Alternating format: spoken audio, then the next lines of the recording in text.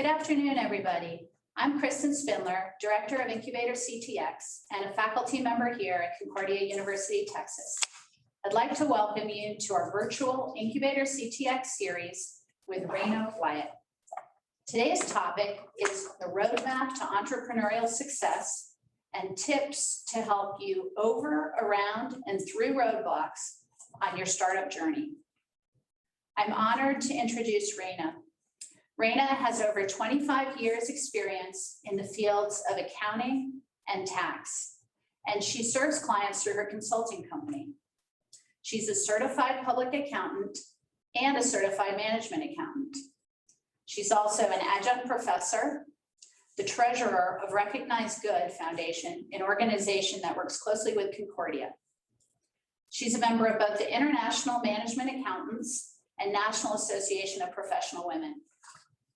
In addition to her consulting work, Reina Wiatt has authored several articles on tax, accounting, charitable giving, and cutting-edge technology.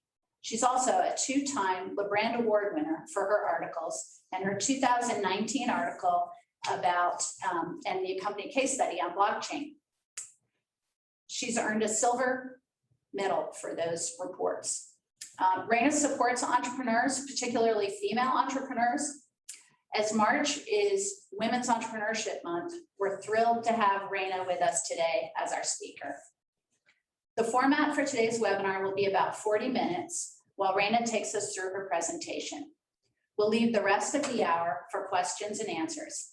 If you have a question, please type it into the chat and address your question to all panelists and all attendees so everybody can see it. Before we get started, I'd like to thank our IT, marketing, partnerships, and events teams who've helped behind the scenes. I'd also like to introduce our other panelists today. Lauren Barton is a Concordia student and social media intern at IncubatorCTX. She's going to be driving the presentation. Tiffany Johnson is Director of Philanthropy at Concordia. Tiffany will lead the questions and answers. So first, before we get started, Tiffany's going to say a few words. We are pleased to have Reina present today. She's an avid supporter of Concordia University. And the story of how Reina fell in love with Concordia University, Texas is absolutely inspiring. She's been searching for a Christian university to support for over 15 years. About 5 years ago, one of her coworkers introduced her to Concordia, brought her on campus, and she absolutely fell in love. She says that her favorite things about Concordia are the positive messages and that it's spiritually uplifting. Personally, Reina is also a friend, and I know that this next hour will be educational, inspiring, and encouraging to all of you. Let's all give a virtual warm welcome to Reina for IncubatorCTX Speaker Series, Roadmap to Entrepreneurial Success. Thank you, Tiffany. Thank you, Kristen. It's a pleasure to be here. It's a pleasure to be back at Concordia. So we are going to be talking about entrepreneurship. What is it? What defines an entrepreneur as opposed to other business owners? Talk about entrepreneurs, the challenges, the benefits of going down this path, and give you some insight, and I hope some takeaway, some of the benefits and perils of going down this road. I have met a lot of entrepreneurs in my lifetime, both here and other countries, and they are really passionate people, they are innovative people, and they are successful people. So what defines an entrepreneur? What are some of the characteristics we see? Well, for one thing, they're risk takers. They are risk aggressive. They are very self-confident in their ideas, their visions, their goals. They are very passionate. They're innovative. And we'll be talking, I'll give you some real world examples of some of these things. And they are also very creative. If you look at the 3D printing market and how it has exploded, sites like Shapeways, Thingiverse, creative genius and talent that's been unleashed all over the world with this technology is a tiny microcosm of what we see about innovation and creativity. So entrepreneurs versus intrapreneurs. Entrepreneurs, I want to talk about that because we are hearing that a lot these days. And what's the difference between them? Well, entrepreneurs are the business owners. They're self-motivated by their own dreams. They are definitely risk aggressive, and they work for their dreams more so than money. Intrapreneurs are employees of companies. They're motivated within the boundaries of the company vision. They are typically risk averse. They may have great ideas, but they are not going to put up their house as collateral in case something fails. And instead of working for a salary, for working independently for their own profit, they work for a salary. But two key things these people have in common, both of them are leaders and they are innovators. I've been privileged to work with a lot of entrepreneurs, and they are the ones that are leading the teams. They are the ones that are helping the company achieve their visions and goals. And in my mind, entrepreneurs are very important to corporate America because they keep them from stagnating. They keep them from just going off in maybe directions that they shouldn't be, to think outside the box. So if you own a company and you decide to go down the entrepreneurship road, be sure that you have entrepreneurs. Help people fulfill their dreams, which will help you fulfill your dreams. And why are entrepreneurs so important to the global economy? Well, first of all, 90% of the world's jobs are created by entrepreneurs. 43% of high-tech employees, scientists, your engineers, graphic artists, the top of the talent pool are recruited by entrepreneur companies and other small businesses. Why? Because they need to attract and retain talent. And finally, 97% of small businesses and entrepreneurs have gone global. With the advent of technology, going global is easy. Pretty much all you need is a laptop now. And I have met some amazing students at Concordia University, some that are still going to school here, some that graduated. And I have never ceased to be amazed at the creativity and genius of some of the businesses they've started. So without entrepreneurs on a global scale, we would really see a huge decline in job creation. So once you have your idea and you're ready to go, your first two steps. The first is to create your vision. What do you want to become? How do you see yourself a year from now, 5 years from now, 10 years from now? What is your future vision? And once you define that, then you need to start setting goals of the roadmap of how you're going to get there. What is it going to take? And there are several critical success factors to be successful in these goals. So we have planning, logistics, human capital, finance and tax, human resources, and culture. When I worked in the semiconductor industry, there were engineers that all they did every day was planning and logistics. They are critical. So when you plan your future company and you plan where you're going to be and set budgets and goals, the logistics end of it is the nuts and bolts to make those plans successful and drill down and create decision trees. so that you know every step of the way where you're going and what you're going to be doing. Human capital. In order to be successful, companies need to attract talent. This is not a time to go cheap, because today, talent from all over the world is being sought after by companies and entrepreneurs. And there is a shortage of a lot of these people right now. So you are going to need to attract the right kind of capital. And the people you're going to hire, that is going to be your team. And some of them are going to be entrepreneurs, some are going to be team leaders. So you need the right kind of people to make your company a success. Finance and tax. That's more than just doing a budget and making sure you pay your federal income taxes. Finance involves setting up cash burn rates. Cash flow should be looked at every single day. That's one of the first things I do as a consultant is startup companies.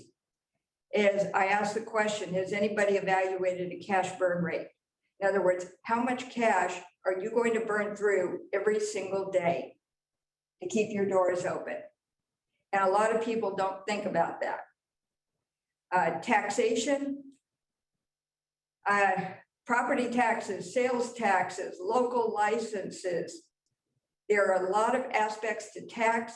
A lot of companies say, well, we'll worry about that later. That's not a good way to go, because I promise you, when the comptroller comes a calling, you can lose your business for failure to pay taxes. And some people, they just kind of say, well, I think we're paying it okay. But I have seen companies with great ideas, good services, who have lost everything because of failure of paying property tax or correct sales tax. So this is also an area where you need good people. And finally, HR and culture. A lot of business owners are brilliant people, they're brilliant innovators, but managing a business is one thing, managing people is something else. And I've seen companies that had brilliant owners, but they were rude and abrasive and cruel to the employees. And as a result, employees left. Now, in my generation, getting a job wasn't that easy. And there was no internet, there was no globally connected economy. So people didn't have a lot of choices, but today they do. So if you have a supervisor or a manager that's not treating employees well, it can bring down your company. And one of the things I look at as an auditor, one of the questions I ask is, what is the employee turnover? And in 25 years, I have never seen a company yet that had low turnover, satisfied employees, management that cared about their people, that did not retain talent. So these elements right here, think about the entrepreneurial map almost as a house. This is the foundation. And if your foundation is solid and well built, chances are you're going to have a very successful company. So what are some of the benefits of being an entrepreneur?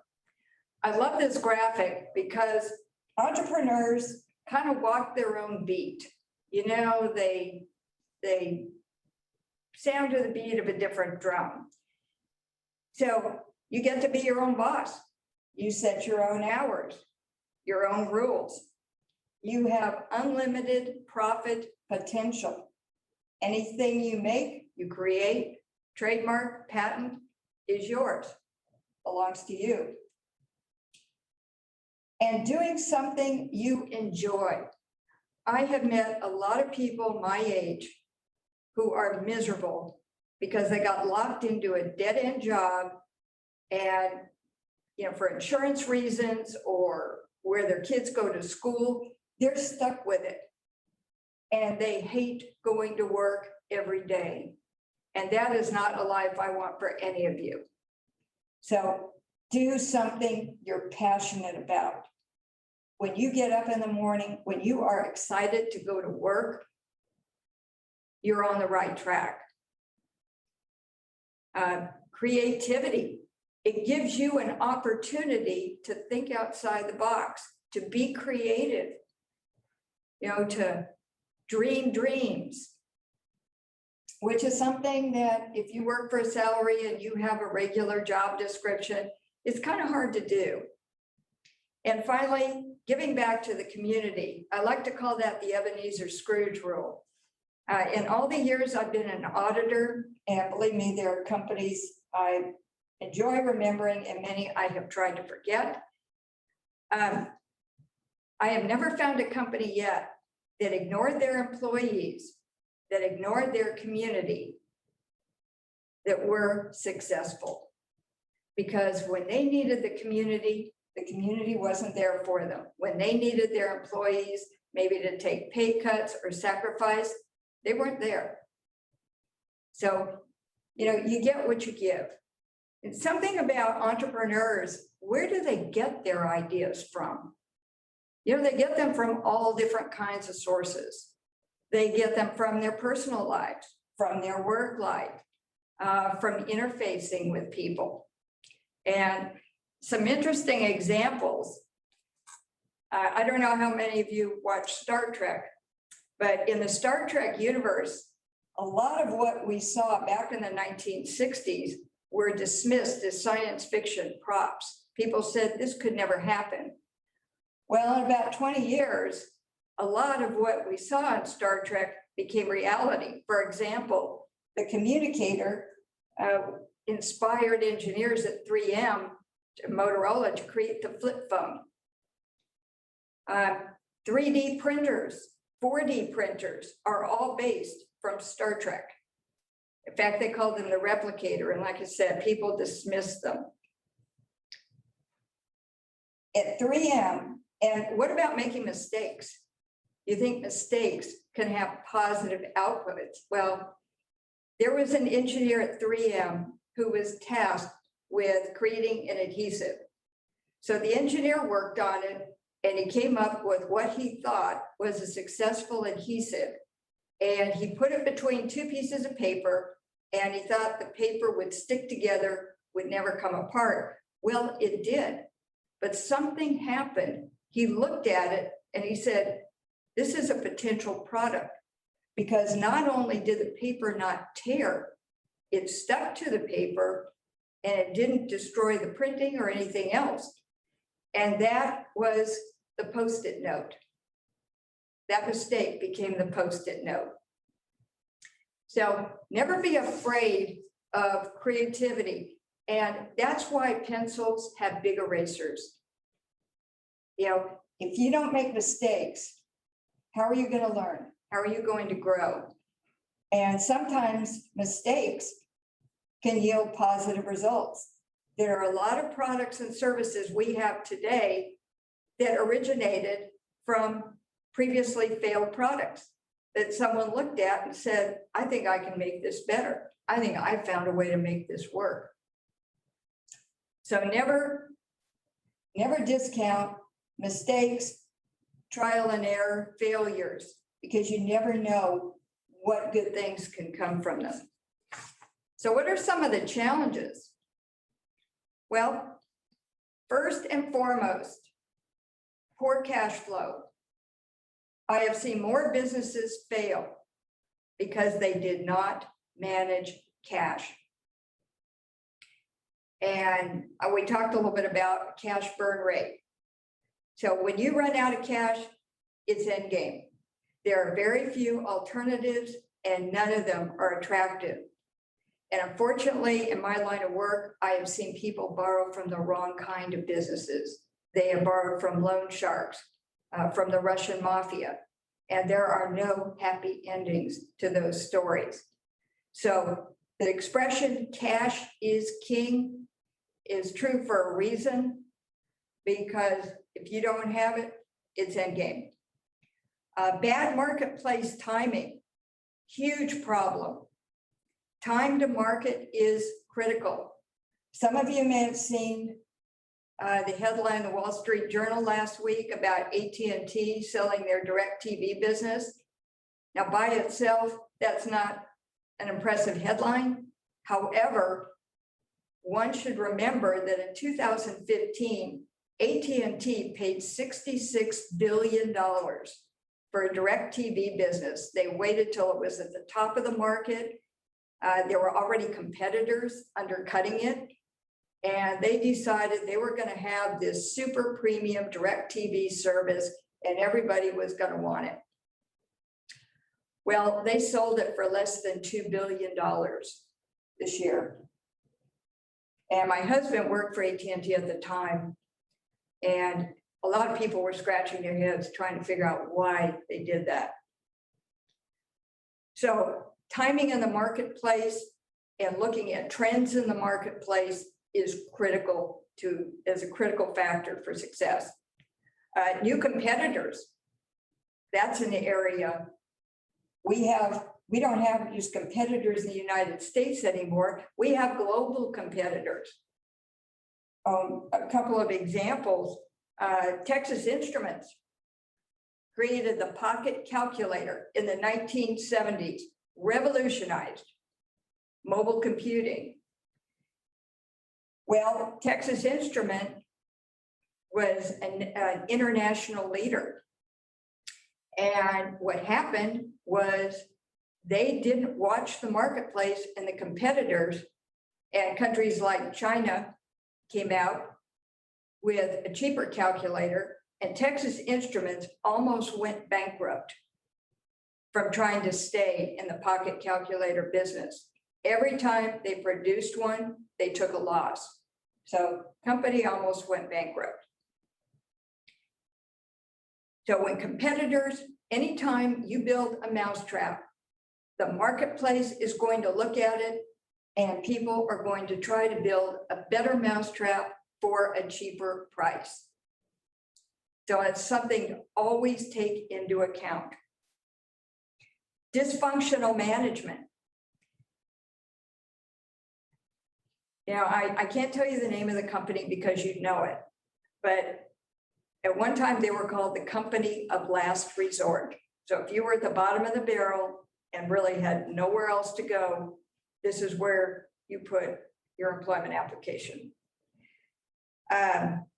Dysfunctional management is responsible for a lot of ills: sexual harassment, hostile working environment, prejudice, inflexibility. So your management team, as well as the employees, are going to help make or break your company. And I have seen both. I've seen the best of both worlds. I've seen great management teams, and I've seen companies with management teams that there's no way I'd ever work for them. And I didn't even like consulting for them because they failed their employees, they failed the community, and their businesses generally just did not do well. Another issue that causes business failures is lack of analytics. The strengths, weaknesses, opportunities, threats, that is a critical area of analysis. No new product, no spin-off, no expansion should ever even be considered unless you do this analysis. And in 40 years, I have never seen a successful company that did not employ a SWOT analysis. So they employ cross-functional teams. They look at internal dependencies, external dependencies. They look at cash. They look at all different elements to say, will this succeed? And I find that companies who rush into things are rarely successful. And when they don't, think of yourself as an entrepreneur. If you don't manage your company, you not only fail, the people who put their trust in you and possibly investors will also fail. So the scriptures teach us a lot about diligence and righteousness, and there are over 10,000 direct quotations in the scriptures about doing the right thing. And I highlighted some of them here. The third one, the plans of the diligent lead to profit as surely as haste leads to poverty. That's where we get our modern expression, haste makes waste. Do not defraud or rob your neighbor. Do not hold back the wages of a hired worker. Do not neglect to do good and to share what you have, for such sacrifices are pleasing to God. So that's part of community giving. So I say, use the scriptures as a template for doing what is right, because that is the way you will be successful.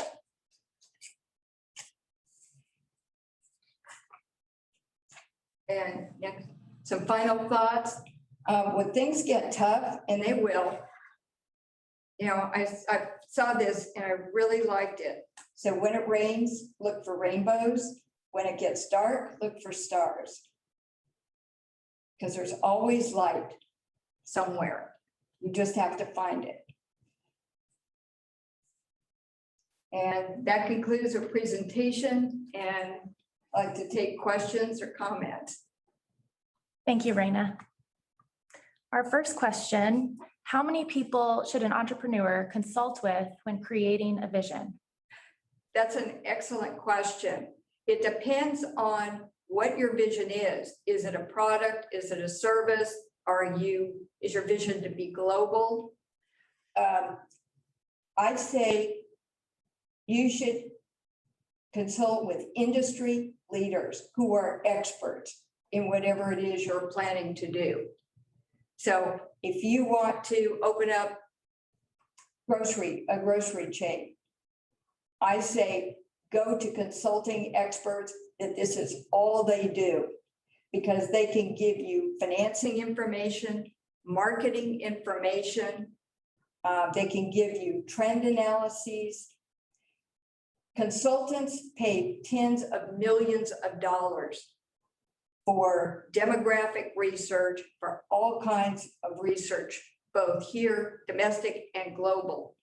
So before you start the path, consult the best people, consult experts in the field who are specialists and can help you to prevent pitfalls. That's a great question. The next question, do you have any advice for finding good people or intrapreneurs to involve? My advice is you want to find people who are as passionate as yourself, people who are passionate for success and are talented. So if you are going to create a microchip, for example, or something to do with computers, websites, find the talent, there are some great recruiting firms that specialize in certain areas of talent, and make sure your talent is diverse. A lot of people make the mistake of wanting to hire everyone that's just like them. And that doesn't make for a successful company. You might get along with them a little better, but diversity equals success. So you need the thinkers, the dreamers, the artists, as well as scientific and technical people. So there are consulting firms, HR firms. We have global things like Monster and some of these global search engines. But the key is find people who are passionate. If you hire someone that's just a clock watcher and just says, I'm here just to get a paycheck at 5 o'clock, I'm out of here, they are not someone you want as a startup team member. Thank you, Reina. What have you learned as an entrepreneur through this pandemic that positively affects how you lead post-pandemic? One of the things I learned was, well, first I became familiar with Zoom, which I had never heard of before.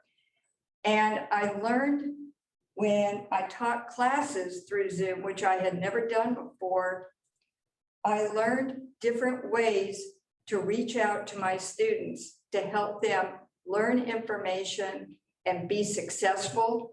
It's made me more aware of time management because at work, we have regular Zoom meetings and I can't just walk into anybody's office now and ask a question because we're all segregated into zones. So it's made me more aware of time management, of finding different ways to communicate. Because when you can't communicate in person, you have to think of alternatives, and they have to be successful alternatives.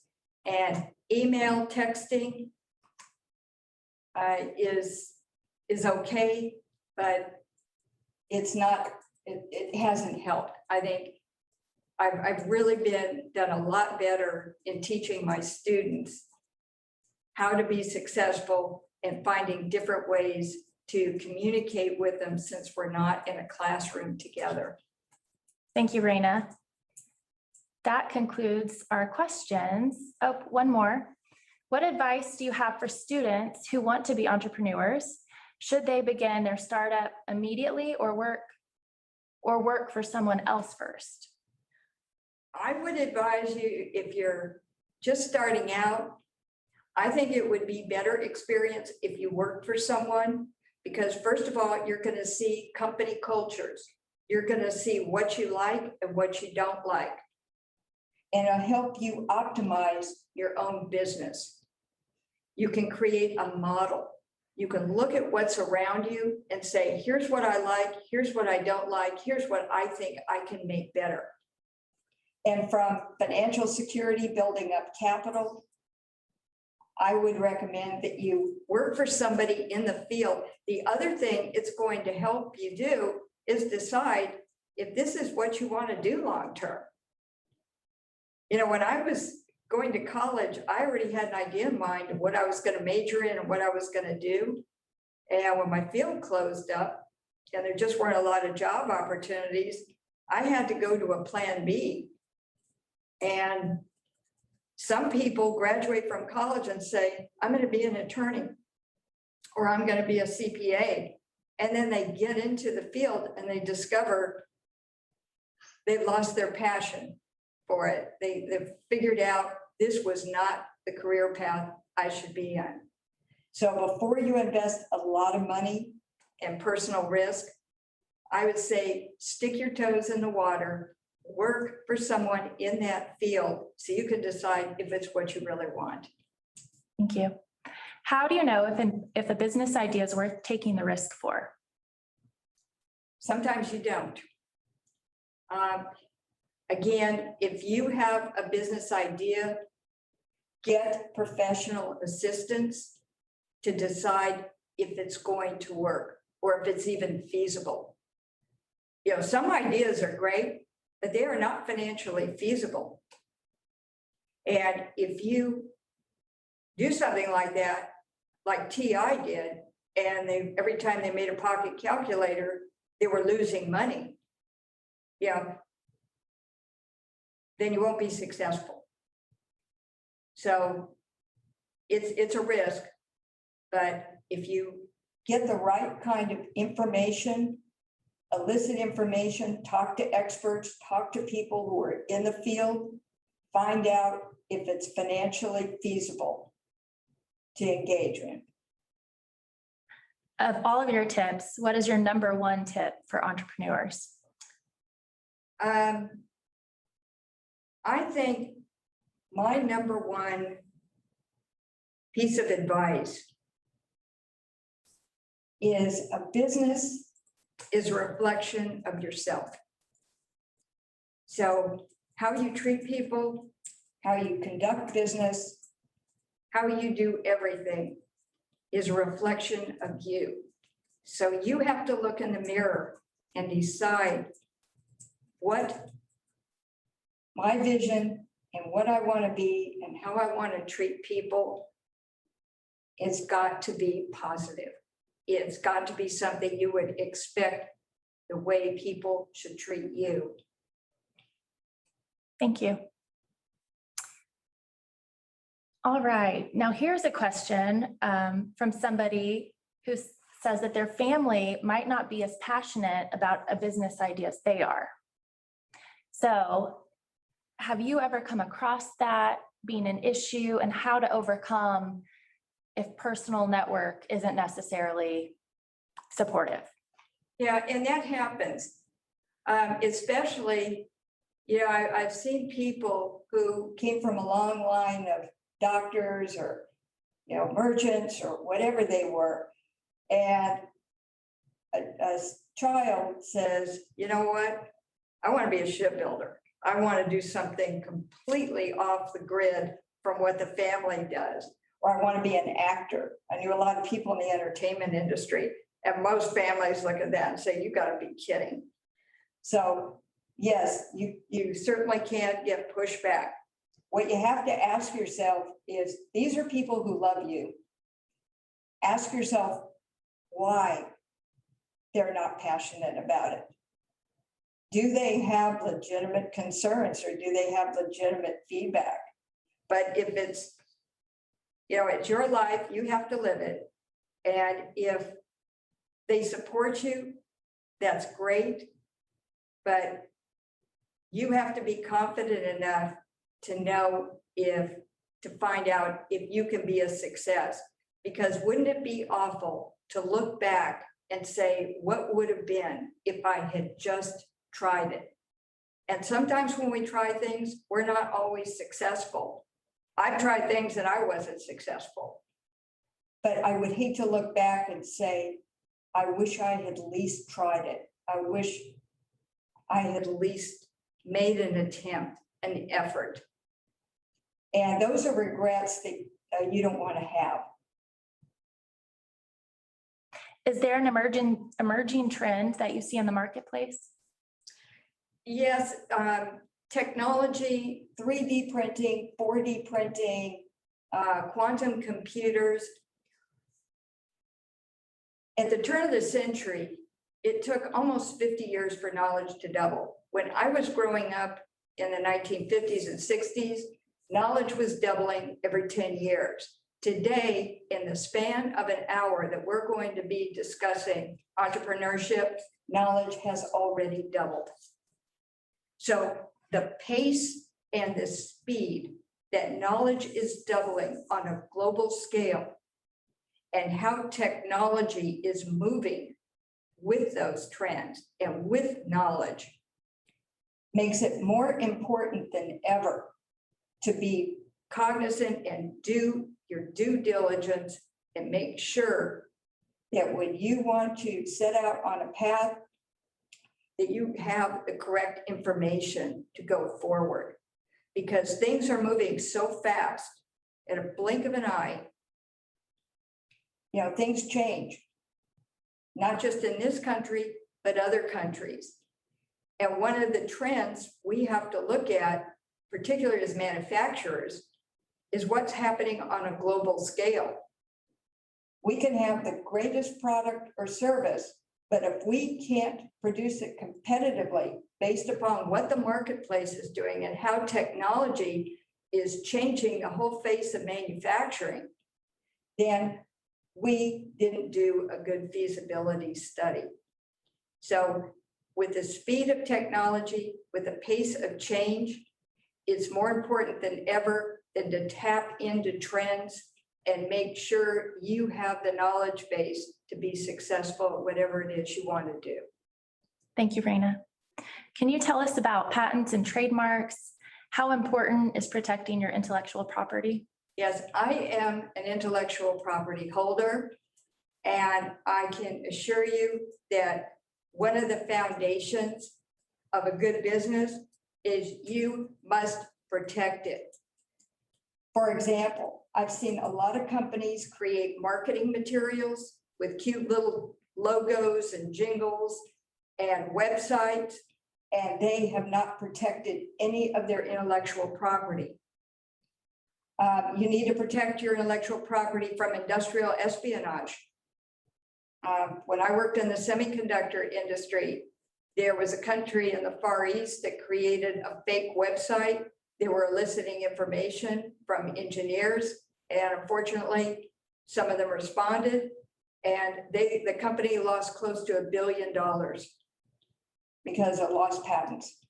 So patents, copyright, trademarks, customer lists, marketing lists, all of those things need to have absolute protection. So when you are setting up your foundation, make sure that you retain not just any attorney, but a patent attorney that specializes in intellectual property laws, not just here, but in other countries. Because a lot of businesses are global, but they never think about how to protect their property overseas. Your intellectual property, your trademarks, your copyrights are your company. And if you allow them to be compromised or stolen, your company can go bankrupt. And companies today spend millions of dollars protecting, they are zealous about protecting trademarks. Look at Apple, one of the most valuable trademarks in the world. Disney, Coca-Cola. These people spend millions of dollars protecting their intellectual property from counterfeiters, from fraud. Jewelers like, how would you use your word, Tiffany. Tiffany's has spent tons of money trying to get rid of black market products because it is a huge problem. Reverse engineering. People in the entertainment industry have told me that when a movie is released within 1 hour, it is already bootlegged in China. So there are countries that have respect for intellectual property and there are countries who do not. So as an intellectual property holder, and my husband is a co-author of 2 patents, that is part of your foundation. And this is also not an area to go cheap. So please, please retain an intellectual property, a patent attorney. They are specialists and they will help you ensure that what you've worked for, your brand name, your product is protected from industrial theft. Thank you. Do you recommend that someone should hire an attorney or CPA prior to starting a business? Yes, both. Because your CPA is going to help you create the foundation for your budgeting process, your software system. There's a lot of accounting software out there, some of which I would never recommend to a client because it doesn't have the right kinds of protections. It's too easy for employees to go in and manipulate things, too easy to hack.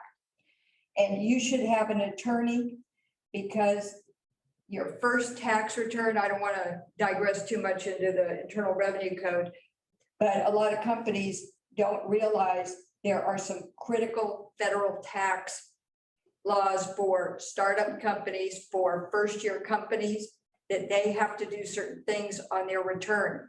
You also want to have an attorney work with the CPA, especially if you plan on having a website for global purposes.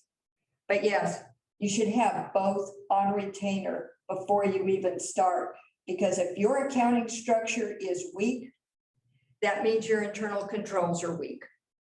And when a company has poor internal control, it's inevitable, in my experience, that someone is going to find a way to steal from you, either internally or externally. Without an attorney reviewing, for example, the employee handbook, a lot of companies think, oh, I can just find one on the internet and that'll be good enough. I promise you it isn't. We are a very litigious society today, and I have seen employee handbooks poorly written partnership agreements that have destroyed companies because they didn't get the right advice. Where do you see opportunities for aspiring entrepreneurs in what industries? I see it in services. America is migrating to a service-based economy. We have for some time. So what I see is looking at a marketplace and finding niche markets. There's a company here in Austin, and I talked to the business owners. They came up with a niche market for organic pet food. And everything they sell is made here in Austin. Some of it's GMO-free, gluten-free, whatever it is, but they found a niche market because Americans, as it turns out, they did some great demographic research, and I've seen some of it. Americans spend billions of dollars every year on their pets. They treat them like children, and they want the very best. When I was back east, I saw dogs dressed up better than a lot of people. You know, they're matching outfits, but people really have focused a lot on their pets. So they looked at all this research and said, we're going to come up with pet food that's better than anything else on the market. And they have been very successful. So I would look at trends and where service industries are going, what people want. For example, the earbuds that you see people wearing, those little white dangling things, you know, that was something that was inspiring, and it's mobile. And so that was a service because people want mobile communication. Steve Jobs from Apple woke up one morning, diagrammed a product, and he said, everybody should have one of these. He took it to the office, gave it to the engineers and said, produce it. And that product was the iPad. And he literally just got up and said, this is, you know, better than a clunky laptop. This is an iPad. And that's what they called it. It was immensely successful. And sometimes you get creativity from, you know, inspirations from your own personal life, from frustrations. Perfect example, Bill Gates. A lot of you are too young to remember this, but when computers first came out, IBM dominated the global market. And back then, they made the monitor, the keyboard, the motherboard, the computer frame, everything. Problem is if you wanted a different type of software, there was no way to load it on an IBM computer. And Americans kept saying, I have to buy 2 or 3 different kinds of computers. It's very expensive. It's very cumbersome. Why can't we have a simple platform where you can load diverse software and use it? And Bill Gates came up with the inspiration for Microsoft in the 1980s. And I realize that's before a lot of you were born, but we take it for granted now. You can take a laptop and download pretty much anything you want. You can take your iPhones, download apps, but back then that didn't exist. Everybody had their own proprietary motherboard, their own proprietary software, and it was not portable. So I say, look at the future, look at trends, watch Star Trek, you know, and seriously, we've had a lot of great ideas of products and services that have come from science, what we call science fiction. And talk to people, interface. Because a lot of people say, you know, it would be so great if my vacuum cleaner did this, or my phone could do this. Or another area that I see a huge interest in is helping the handicapped. People who, you know, vision problems, auditory problems.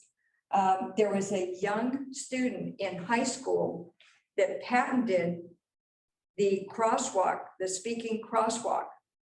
Because before you had to train a guide dog in order to be able to read, green lights, red lights, if you could walk or not. So this student came up with the idea. He said, well, why can't we have the crosswalks talk and say, you can now safely cross the street, 16 seconds. Elevators now talk.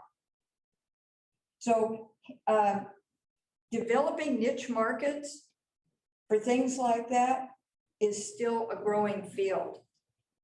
People with auditory, hearing problems, or people who have epilepsy, people who have some sort of handicap, and creating products and services that they can use.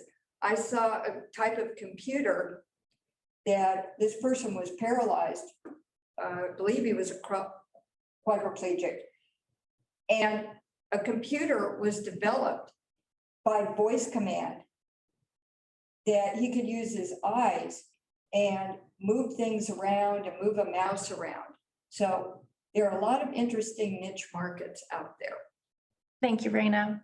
And this will be our last question. Okay. Is it best to have an LLC or an SCorp when you are a small home-based business? My company is an LLC.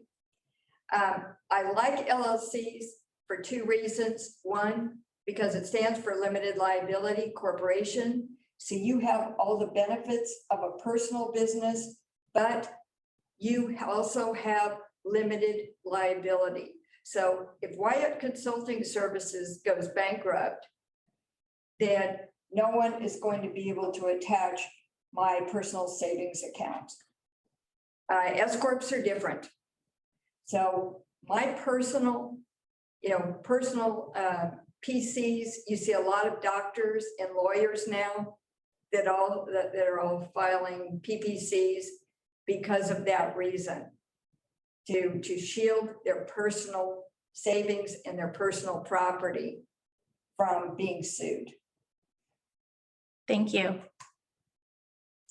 Great. Well, I wanted to say thank you so much, Reina, for sharing all your expertise with us. We have a lot of students and faculty and staff members and some of our entrepreneurs in the community who've been listening to you today. So again, we really, really appreciate your tips. It was a pleasure to be here. And also a big thank you to Tiffany Johnson, to Laura Barton, and to our IT, marketing, and partnerships and events teams who helped a lot behind the scenes. We wish everybody good health and peace to all of you. And we continue with our commitment to help you hone your skills and lead in a world that needs all of us.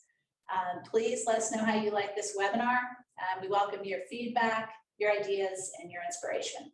So again, thank you so much, Reina. We appreciate your time today, and we wish everybody a fantastic afternoon. Thanks.